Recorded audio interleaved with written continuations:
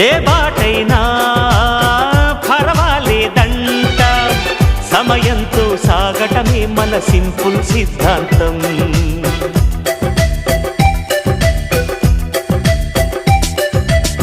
చిరుగాలికి పరిమళమిచ్చే సిరిమల్లెల వనమై ఉందాం, గగనాన్ని నేలను కలిపే హరివిల్లుల వంతెన అవుదాం.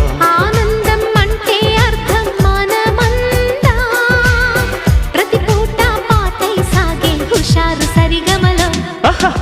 ఎన్నో ఎన్నో రాగాలుండే సంగీతం కాదా, చల్లకి నవ్వుల కేరింత.